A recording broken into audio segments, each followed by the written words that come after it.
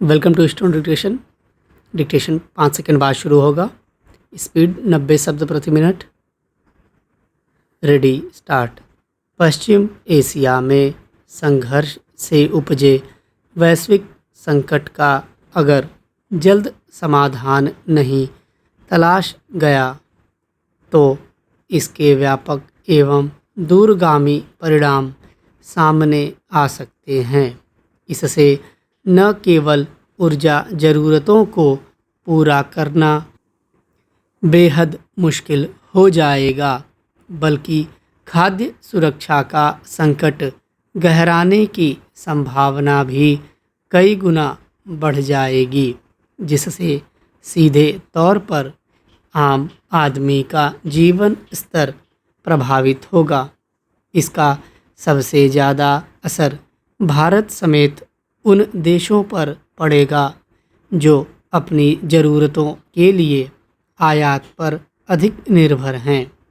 संयुक्त राष्ट्र विकास कार्यक्रम की ओर से जारी एक रिपोर्ट में कहा गया है कि अमेरिका, इजराइल और ईरान के बीच टकराव से उत्पन्न हालात के कारण भारत में 25 लाख लोगों के गरीबी की जद में आने का खतरा है।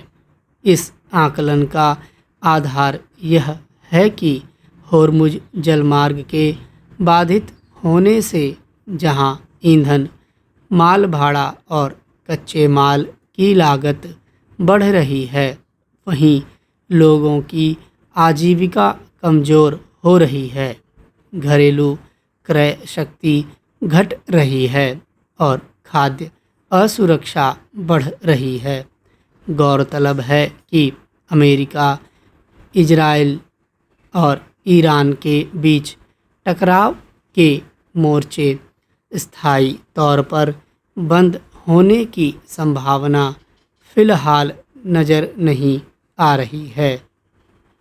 2 सप्ताह के युद्ध विराम की घोषणा के बीच हाल ही में पाकिस्तान के इस्लामाबाद में दोनों पक्षों के बीच हुई शांति वार्ता बेनतीजा रहने से जहां अमेरिका का रुख फिर से आक्रामक हो गया है, वहीं ईरान भी जवाबी कार्रवाई के लिए तैयार दिख रहा है। ऐसे में अगर होर्मुज जलमार्ग लंबे समय तक बंद रहा तो इसका असर दुनिया भर में ऊर्जा के गंभीर संकट के रूप में सामने आएगा। भारत की बात की जाए तो वह अपनी 90% से अधिक तेल ज़रूरतों के लिए आयात पर निर्भर है और कच्चे तेल का 40% से अधिक तथा एलपीजी का 90% आयात पश्चिम एशिया से किया जाता है।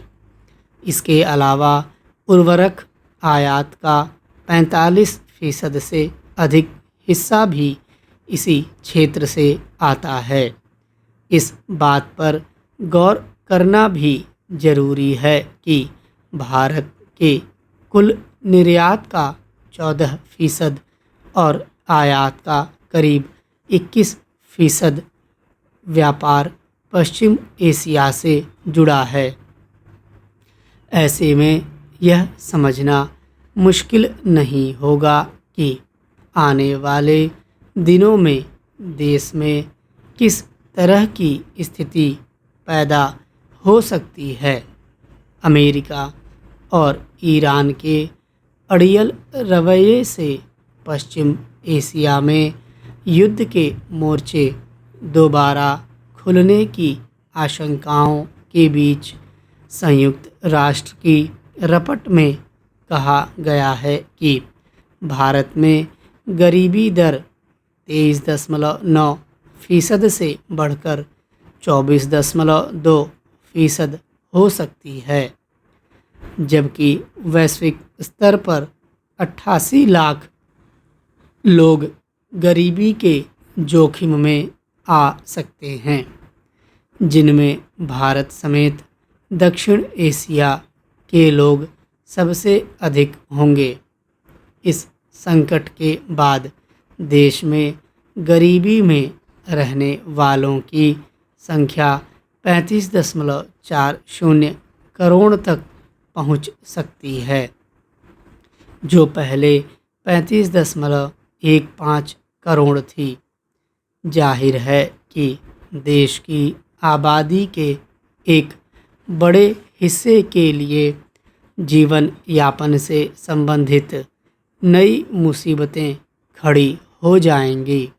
इसमें दो राय नहीं कि देश में मौजूदा परिस्थितियों से निपटने के लिए सरकार की ओर से प्रयास किए जा रहे हैं, लेकिन इससे निश्चित तौर पर सरकारी बजट पर अतिरिक्त दबाव पड़ रहा है और ऐसे में ज़्यादा दिन तक स्थिति को संभालना आसान नहीं होगा।